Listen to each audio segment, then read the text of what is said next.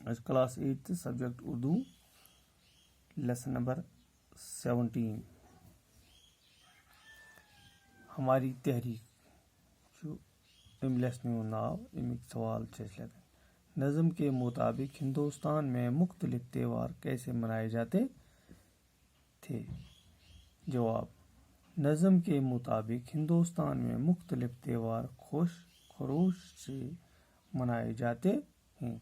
दिवाली के वक्त दिया जलाए जाते थे और जब ईद आती थी वो सीनों में उम्मीद के दिए जगाते थे और होली के दिन हर एक के चेहरे के पर रंग बिखर जाता था और हर एक के चेहरे से लाज चमक उठते थे। सवाल नंबर 0,